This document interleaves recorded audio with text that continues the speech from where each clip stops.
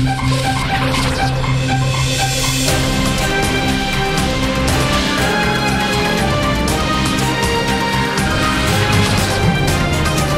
dan, iz ljubljanskega studia 136, to so Vesti na vesti. Študentje le niso tako pasivni, kot jim radi očitamo. Pripravili so javne tribune na ljubljanskih fakultetah, na katerih so razpravljali o vprašanjih reforme visokega šolstva, privatizaciji univerze in o njeni avtonomiji. Prepričani so, da je treba nujno nekaj storiti. Ja, da je treba nekaj narediti, da ne smemo biti več tako pasivni, da 10 volka ne bo nič spremenila, ampak če nas bo čim več, pač lahko dejansko nekaj naredimo. Tako mladi, tako strčkani in tako naporni. A vedo tudi, kaj bi radi. Univerza ni podjetje. Študij je brezplačen za vse in splošno dostopen. Znanje ne sme biti predmet privatizacije in profitne logike. Znanje v službi univerza, znanje v službi celotne družbe in ne kapitalskih interesov. Študentarija je torej začela migati in gibati. Napovedujejo pa, da to še ni vse. Je še vedno v bistvu šele začetek nekega, šele se vzpostavlja nek prostor, neka možnost, da študenti tudi sodelujejo. Tako da bomo videli, zaenkrat je vse super. Na seji Komisije za nadzor proračuna so razpravljali o domnevno spornem poslu pri izgradnji pediatrične klinike.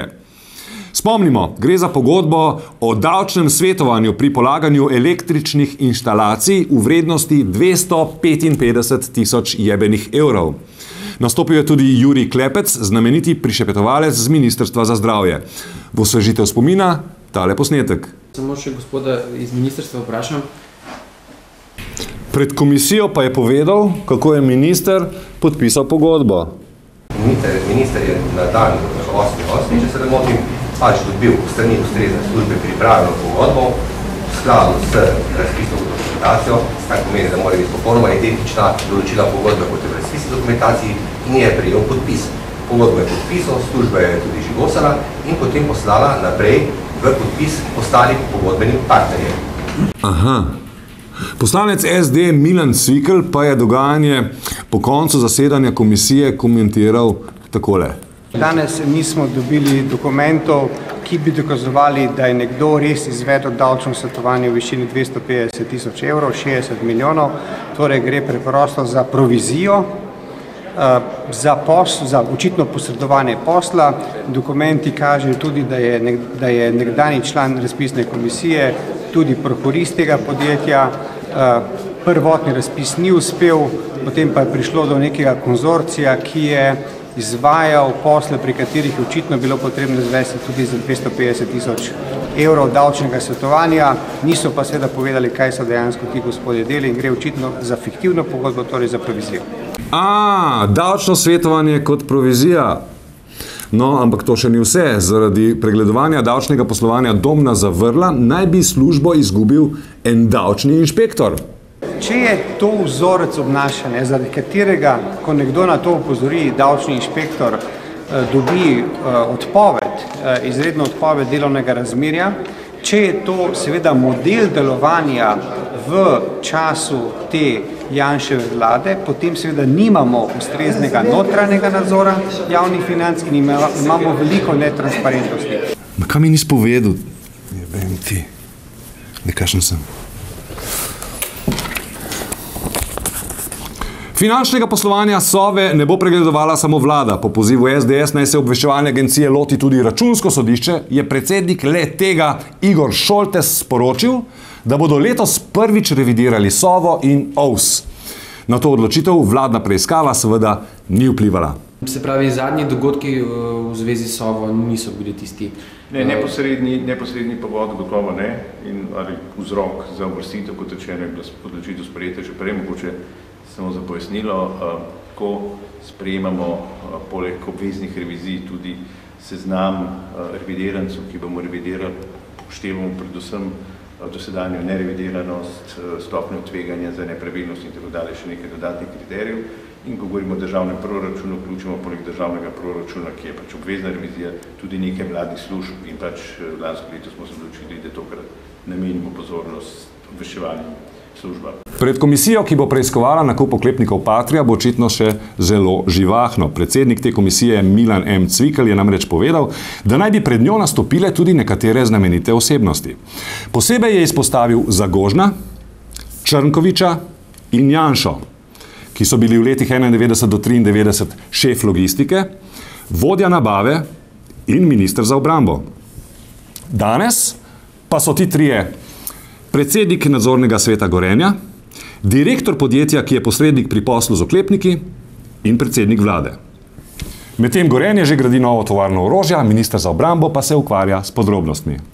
Mislim, da je povsem jasno, da seveda v Sloveniji trenutno gradimo eno tovarno orožja, drugo tovarno orožja, ki je pač delovala nekaj desetletij, pa zapiramo. Takrat, da se sklepa pogodba, je seveda, če hočete, pogodba o protidobavi sestavni del proti dobavi. Zdaj pa vidim, da se je minister Erjavec hodil okrog recimo tudi po Rimskih Toplicah, ki se šele gradijo, kamor naj bi hodili finski turisti kot protidobava za oklepnike, ki bodo delali nekaj 10 km više v tovarni blizu Šoštova. Tržnici na Rudniku so šteti dnevi. Kmetje, ki ne vedo, kje bodo poslej prodajali sadje in zelenjavo, so Ljubljančane seznanili s tem tako, da so jim podarjali svoje izdelke. Jagode in češnje so najprej pošle, kakšnega drugega učinka pa ni bilo videti. Tu ima Sindikat kmetov Slovenije manifestacijo, da opominja prebivalce Ljubljane na pomen veletržnice na Rudniku, ker se kmetom, ki tam prodajajo, izteka čas.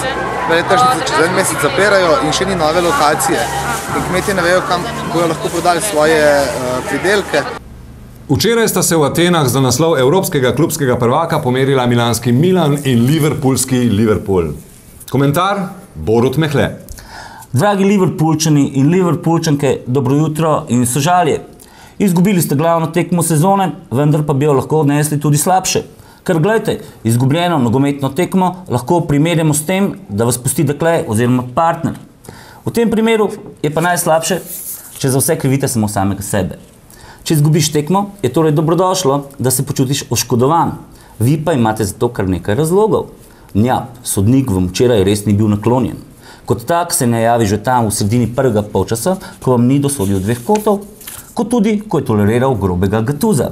Prav tako mu pa ni bilo podnujno piskati prekrška na robu kazenskega prostora, iz katerega je vaš nasprotnik dosegal gol. V drugem polčasu ste dobili dovolj argumentov, da danes lahko govorite o njegovem naklepnem početju. Zanimivo, da režiser, podobno kot lansko leto na svetovnem prvenstvu, na tekmi med Argentino in Nemčijo, ko so pokradli Argentince, za vas spornih situacij niti ni ponavljal. In to včasih, ko je pri tenisu ugotovljivo, ali se je žogica dotaknila črte. Mnogo čudno. Vendar pa, kot sem že omenil uvodoma, nič hujšega.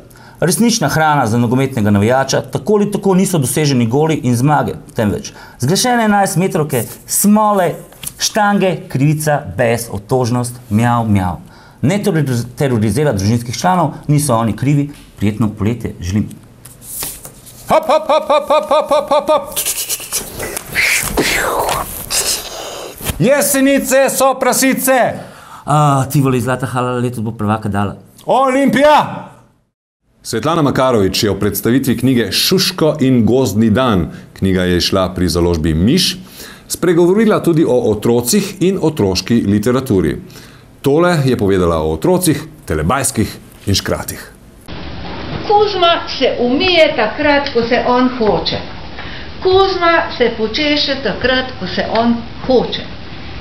In živali, ki poosebljajo družbo, se pa z njega norčujejo. Nakar Kuzma po življenju reče, čakajte se, pa bom mi vam pokazal. In spusti strupen dim iz svoje pipe, ki povzroči, da se vsi med sabo skredajo. Telebajski meni se želodec obrne, ker se ne morem živeti v otroka, ki gleda telebajska. Še vreme? V glavi Svetlane Makarovič je vroče. Jutri 25. maja za dan mladosti pa dela prost dan. Vzemite si ga, saj je petek. Bile so to vesti na vesti iz ljubljanskega studia 136. Nasvidenje.